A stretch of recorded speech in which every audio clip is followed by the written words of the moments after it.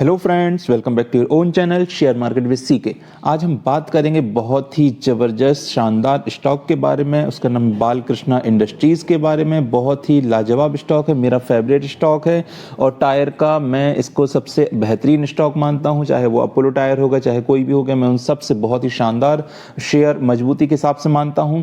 इसके बारे में हम बात करेंगे, क्वार्टरली रिजल्ट्स की बात करेंगे, इसकी बाइंग लेवल टारगेट्स की बात करेंगे और थोड़ा सा इसके बिजनेस मॉडल के बारे में भी जानेंगे। मैं अपने हिसाब से वर्ल्ड बेस्ट टायर कंपनी है, बहुत ही ज़बरदस्त हैवी व्हीकल्स के टायर बनाती है, जो आउटडोर काम करती है व्हीकल्स उनके टायर करती है बालकृष्णा इंडस्ट्रीज। इसका स्टॉक एनालिसिस अपन करते हैं सारे तरीके से। चलिए आगे बढ़ते हैं शेयर मार्केट में सीके के साथ।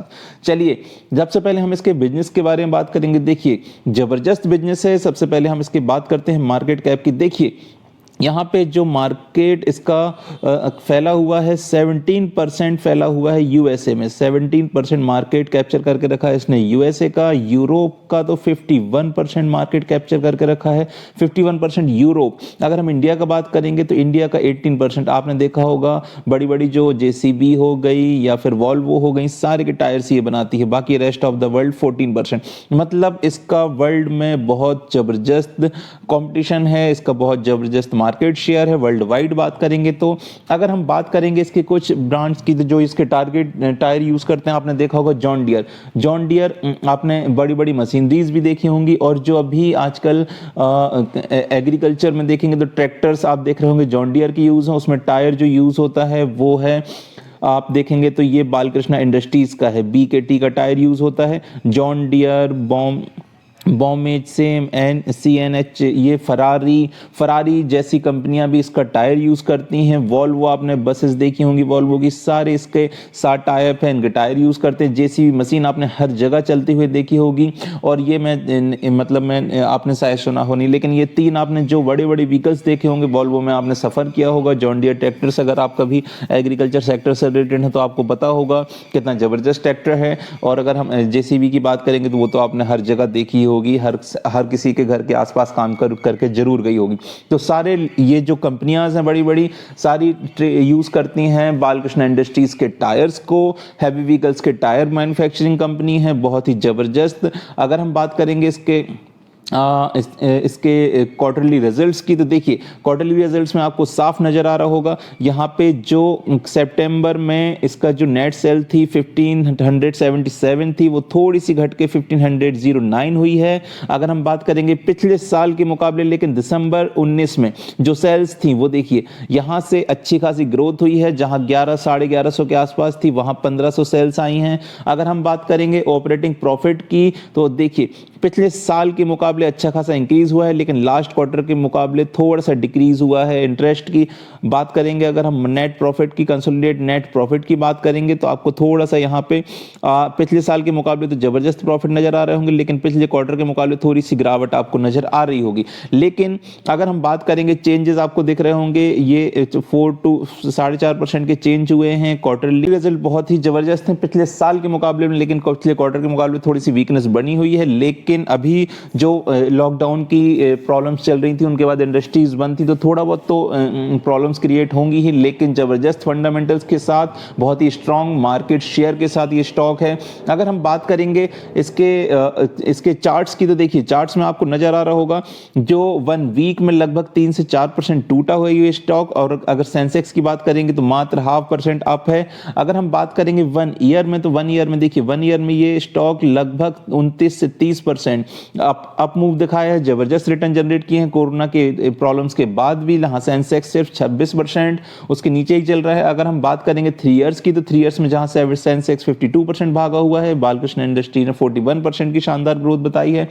चलिए हम बात करते हैं इसके कुछ फंडामेंटल स्टेट्स की। तो देखिए आपको 30,000 करोड़ की मार्केट कैप कंपनी के साथ ये अपने NSE में रजिस्टर्ड है। बहुत ही जबरदस्त मार्केट कैप कंपनी। अगर हम डिविडेंड यील्ड की बात करेंगे तो अभी ₹2 पर शेयर का डिविडेंड इसने डिक्लेयर किया था। 16 फेब को इसका लास्ट डेट थी। और आपको ये डिविडेंड, जिन्होंने ये मार्केट, जिनके पास ये स्टॉक ऑलरेडी होगा, तो उनको ये डिविडेंड का फायदा मिलेगा। अगर डिविडेंड यील्ड की बात करेंगे तो 1.25 की डिविडेंड यील्ड है, जो बहुत ही जबरदस्त है। 1 के ऊपर अच्छी डिविडेंड यील्ड मानते हैं। अगर अगर हम बात करेंगे इंडस्ट्री की पी की तो 27 की है और आपको ये थोड़ी से महंगी वैल्यूएशन मिल रहा है 29 की पी की, जो इसका फंडामेंटल्स हैं जिसके हिसाब से थोड़ी सी महंगी पी पर तो मिलेगा ही। अगर हम अर्निंग पर शेयर की बात करेंगे तो 53 की है। डिलीवरेबल क्वांटिटीज की लास्ट की बात करेंगे तो 40% की डिलीवरीज क्वांटिटीज थी। अगर हम इसके रेशियोज की बात करेंगे तो आरओई आपको दिख रहा होगा 18 का आरओई पिछले साल था, इस साल थोड़ा सा और इंक्रीज हुआ है और आपको अच्छे खासे जहां 20 के आसपास का आरओई अच्छा मानते हैं तो जबरदस्त आरओई के साथ आपको आरओसी जहां 20 के आसपास अपन आरओसी अच्छा मानते हैं तो 21 का है। आरओई की बात करेंगे तो 10 के आसपास अपन ठीक ठाक मानते हैं तो यहाँ 14 है। कोई भी डेटा आपसे छुपा के नहीं रखे हैं। अगर डेट की बात करेंगे तो 0.17 का डेट है, बिल्कुल मार्जिनल, उतना कोई इफेक्ट नहीं करेगा कंपनी को। अगर हम करंट रेशियो की बात करेंगे, लिक्विडिटी की बात करेंगे, पैसा कितना है तो आपको जबरदस्त यहाँ पे लिक्विड मनी भी इनके पास अवेलेबल है। तो अगर हम बात करेंगे शेयर होल्डिंग पैटर्न में तो शेयर होल्डिंग पैटर्न में देखिए आपको जबरदस्त शेयर होल्डिंग पैटर्न दिख रही होगी। 58% की होल्डिंग्स प्रोमोटर के पास है, 35 के ऊपर की होल्डिंग्स प्रोमोटर की होनी चाहिए अपने अकॉर्डिंग। अगर हम बात करेंगे एफआईआईएस के पास 15% की होल्डिंग है, म्यूचुअल फंड के पास 14% की, नॉन इंस्टीट्यूशन के पास 11% की और अदर के पास अदर डीआईएस के पास 0.01% की होल्डिंग्स हैं।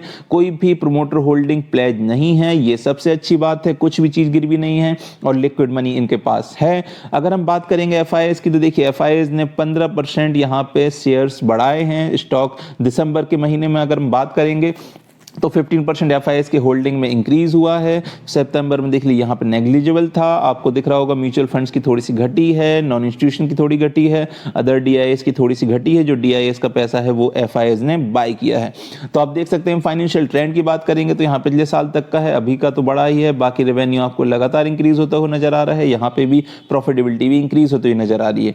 अगर हम 1 वीक के चार्ट पैटर्न में अगर हम इसके प्राइस कंपैरिजन देखेंगे तो देखिए बालकृष्ण इंडस्ट्री 3% टूटा है एक वीक में। आपको ये ग्राफ नजर आ रहा होगा साफ साफ, जहां पे सेंसेक्स और निफ्टी बीएसई 500 जहां पे ये रजिस्टर है, बीएसई बॉम्बे स्टॉक एक्सचेंज 500 में, तो यहाँ पे ये सब उठते हुए नजर आ रहे हैं। और जहां बालकृष्ण इंडस्ट्रीज थोड़ा सा गिरा है अपने क्वार्टरली रिजल्ट की वजह से, लेकिन अगर आप इसको खरीदना चाहते हैं, अपने पोर्टफोलियो में जगह बनाएंगे तो आपको एक अच्छा खासा रिटर्न जनरेट करके देगा। ये देखिए इसका थोड़ा सा लॉन्ग टर्म चार्ट है, ये कोरोना के बाद का चार्ट है, कोविड-19 के बाद का। उसके बाद लगातार इसने, ये आपको ब्लू लाइन दिख रही होगी 100 डे मूविंग एवरेज है, इसको सपोर्ट लेके लगभग इसके आसपास सपोर्ट लेके ये बिल्कुल अप ट्रेंड में आपको नजर आ रहा होगा। ये अगर मैंने इस लाइन को देखेंगे तो आपको वन टाइम यहां से जैसे ही क्रॉस किया फिर उसके नीचे कभी नहीं आया। ये थोड़े जब भी पास आता है उसके बाद अच्छी खासी आपको ग्रोथ दिखाई देती है। अब फिर से एक बार आपको उसके पास नजर आ रहा है। अगर हम बात करेंगे इसकी आरएसआई की तो 43 की आरएसआई यहाँ पे नजर आ रही होगी नीचे की तरफ। 43 की आरएसआई बहुत ही स्ट्रांग है, ये आपको ग्राफ दिखा रहा होगा और बिल्कुल फ्लैट चल रही है अभी, ना अप एंड ना डाउन। अगर हम बात करेंगे एमएससीडी क्रॉसओवर का तो यहाँ पे मिला था, उसके बाद से नीचे की तरफ दिख रहा है थोड़ी सी वीकनेस बनी हुई है इस स्टॉक में। लेकिन आपको अगर बाय ऑन डिप्स करते जाएंगे तो ये स्टॉक आपको अच्छा खासा रिटर्न जनरेट कर सकता है। अगर हम देखेंगे तो देखिए अभी ये स्टॉक चल रहा है 1600 के आसपास, 1600 के आसपास ये स्टॉक आपको नजर आ रहा है। ये जो ब्लू लाइन दिख रही है ये एक सपोर्ट है इसके लिए 1567 का। अगर हम पेविट सपोर्ट की बात करेंगे तो पेविट सपोर्ट में देखिए, पेविट सपोर्ट में आपको नजर आ रहा होगा 1570 का पेविट सपोर्ट है। अगर इसके आसपास आपको स्टॉक कहीं भी मिलता है 1 टाइम 2 टाइम 3 टाइम, यहां से बिल्कुल स्टॉक ऊपर की तरफ भाग चुका है।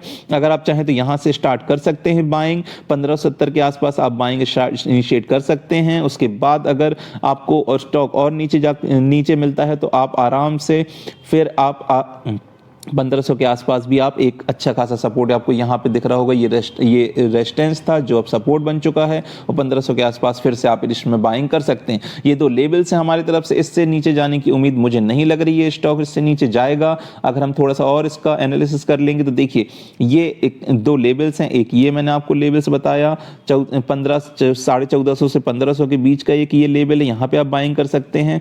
और एक अभी इस लेवल पे 1570 के आसपास आप बाइंग कीजिए।